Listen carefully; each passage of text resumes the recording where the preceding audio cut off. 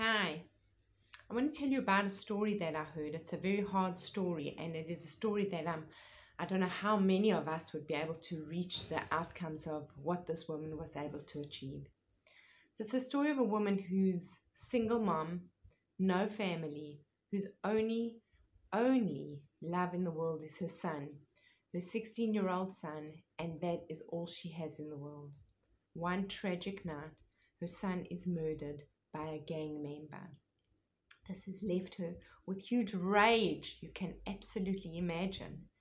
And she attends the court case of this youth and filled with pain and sadness and terrible, terrible loss. She goes up to this youth as he's convicted of his sentence to be in prison. She goes up to him just before he's removed from the court case, and she looks him in the eye and she tells him, "I'm going to kill you," with such venom in her voice.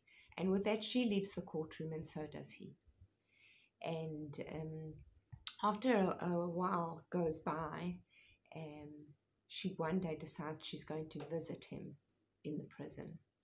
And he's surprised to be getting a visitor because he's had no one. He was kicked out by his family. He has absolutely nobody in the world.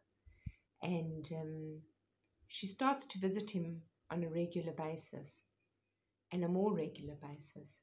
And then she starts to actually grow fond of this young man. And he looks forward to her visits, and they build a relationship. And it's very, very painful to understand how she was able to do this, but she did this out of a reach to connect to her child.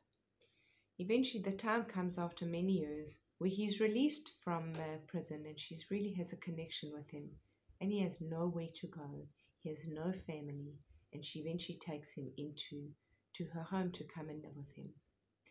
And one day she says to him, "You know, the day when you were convicted and I came up to you and I told you I would kill you, I meant that.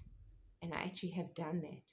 Because the person who you were, the one who stole the life from my child, who murdered in cold blood my child, you are no longer that person anymore.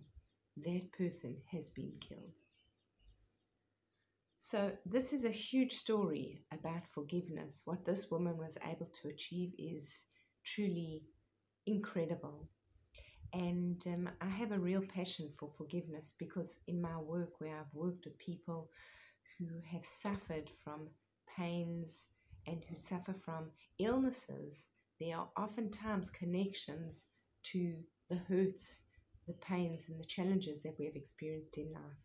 And what I have found and what research shows is that forgiveness is one of the key tools to healing.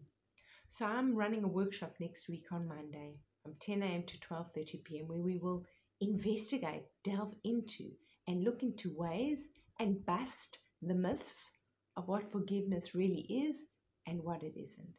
I'd love you to join if you can, so please be in touch with me. And I'd love to end off with a quote from Marianne Williamson, who writes her book, Return to Love, is a magnificent piece on becoming centered with our alignment as spiritual human beings and living our life from that place of peace. And this is what she writes: "Forgiveness is not always easy. At times it feels more painful than the wound we suffered to forgive the one who inflicted it. And yet there is no peace without forgiveness."